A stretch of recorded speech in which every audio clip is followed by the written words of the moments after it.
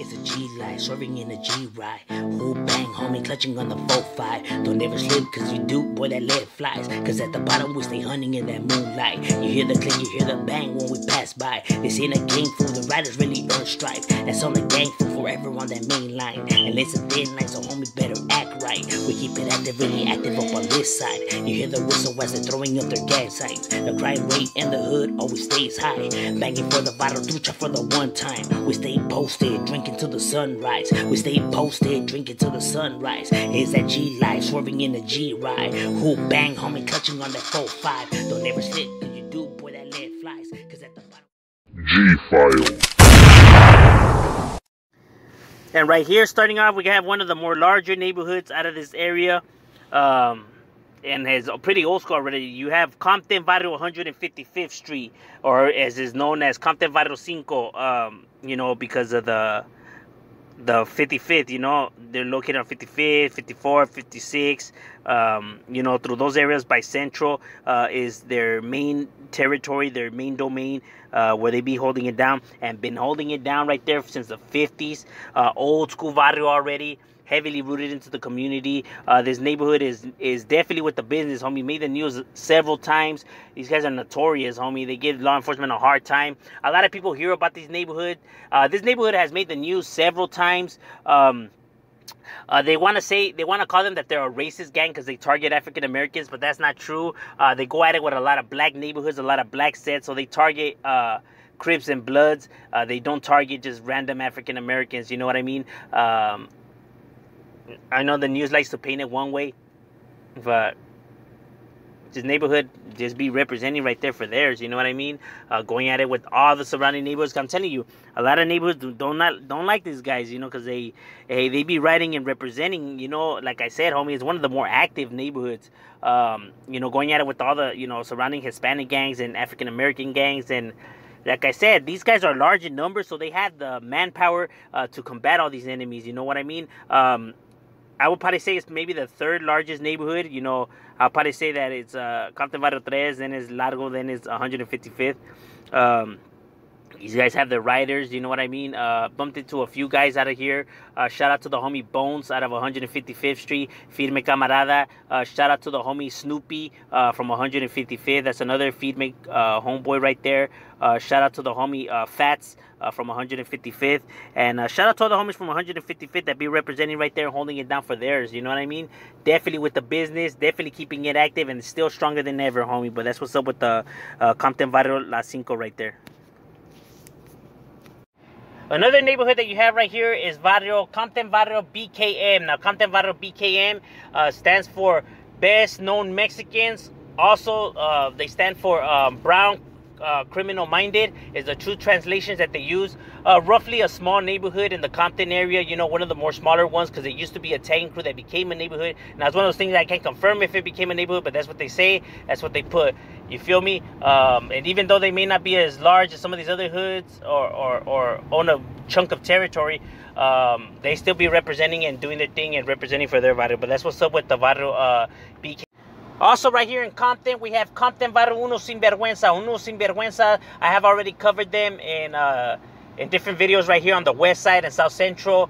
Right here is their Compton clique, because they are located also in Compton. They originated out of the west side, but they do have a strong clique right here in Compton. You feel me? Because they were a tag banging crew before that became a neighborhood, hence why they're in so many different cities. You know what I mean?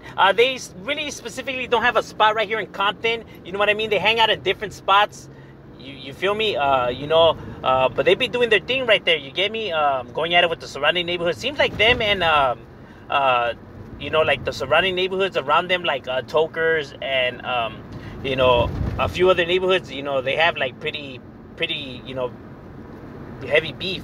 But Uno Sinvergüenza, even though they may not be as deep as some of the rest of these neighborhoods right here, hey, these guys, hey, they hold it down, homie. I give them theirs, dog. They be doing their thing. I mean, they were only a neighborhood tag banging crew since the late 90s, became a hood in the 2000s, and I mean roughly small, and yet they're still around till this day. You know what I mean? Holding it down.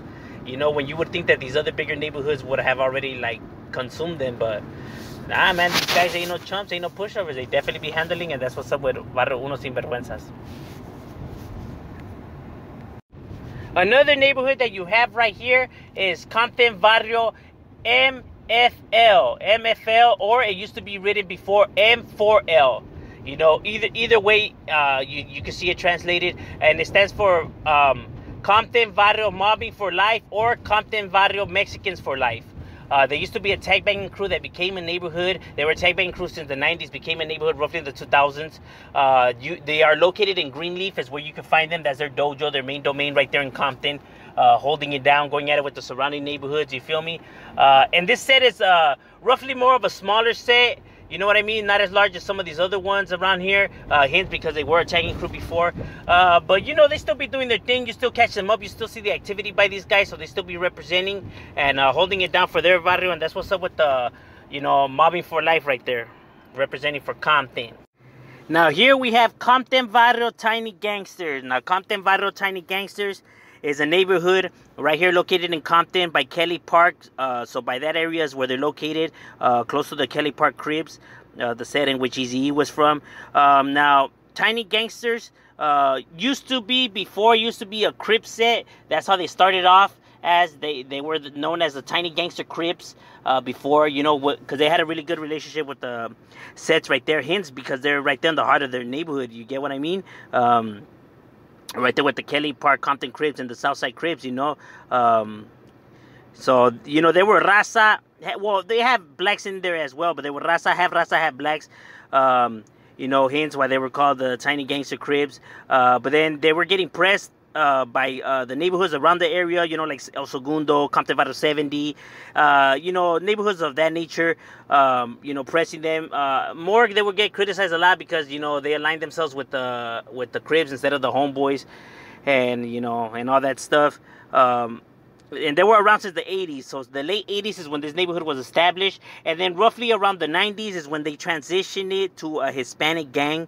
Hence, they started getting in more Mexicans. It still has roughly a lot of blacks, but, you know, it ended up being more Hispanic than African-American.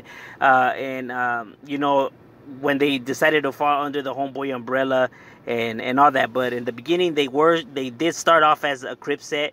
But then transitioned to a Homeboy neighborhood. And yeah, Compton Barrio Tiny Gangsters has always been a smaller neighborhood, you know what I mean, due to the area, you know, being heavily populated with African Americans and you know, mainly being Kelly Park Cribs right there. So, you know, they didn't have a vast territory, you get me, for recruitment and stuff like that. So they were always roughly smaller. But nonetheless, homie, even though with all these sets coming at them, and they're the new kids on the block, you know, doing their thing or whatever, they managed to hold their own till now. So these guys ain't no chumps, ain't no pushovers, homie. They have their riders, they represent it, and hold it down right there. But that's what's up with the Tiny Gangsters right there. Another neighborhood that you have right here, you have the Compton Barrio Tokers. Now, Compton Barrio Tokers is roughly one of the active sets. You do see this neighborhood a lot, homie. You know what I mean? You see the activity by these guys. You hear about these guys. These guys ain't no chumps. You know what I mean? This is one of the, you know, active neighborhoods out of Compton.